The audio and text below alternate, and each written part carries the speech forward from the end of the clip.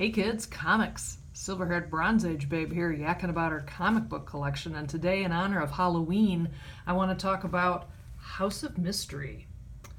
This is one of my all-time favorite book titles. I had some as a kid, but they didn't make the transition to the collection over the years. I must have sold or traded in order to boost up the Superman collection. But when I got back into collecting, one of the first things I did was to get some House of Mystery. This is just a fantastic ghost story book. It had been around forever, and in 1968 they revamped it and introduced a character called Kane, who would host the book. That's Kane right there, and he would do the introductions for the stories, and he was, kind of smarmy and funny.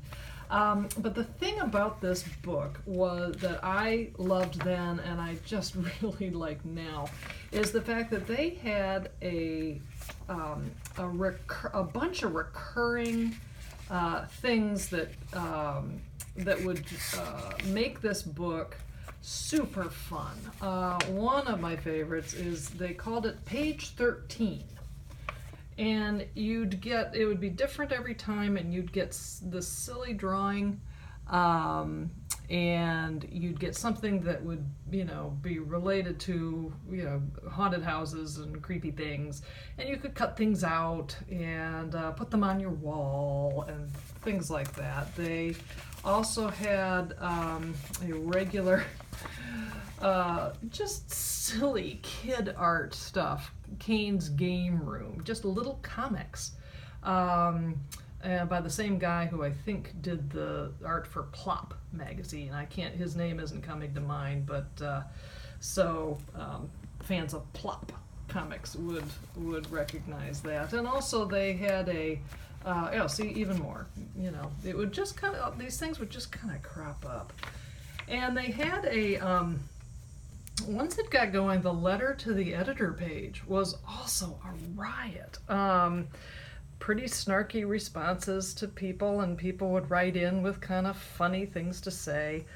It just felt like if you had a treehouse or a clubhouse, if you were that kind of kid, you wanted to stock it with House of Mystery books. It just felt like the editors were talking to just the gang of kids, in the neighborhood who wanted to spend an afternoon hanging out and reading comics. It's just great. These covers that I'm showing you are Neal Adams did the covers when this book restarted in 1968. Children in Jeopardy are featured in almost all of them. Do you like how dark it's getting here? That's why I brought my candle.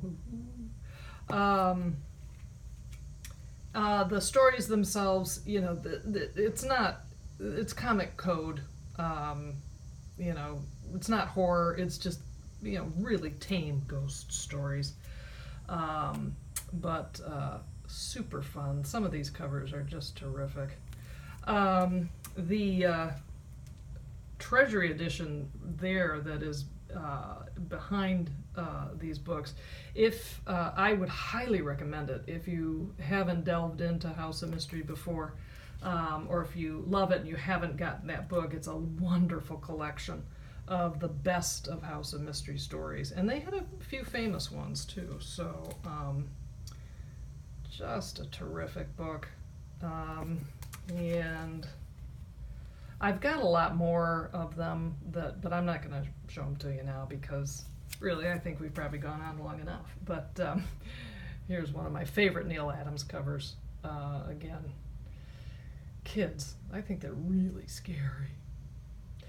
Well, have a great Halloween. Thanks for stopping by, and I'll see you next time.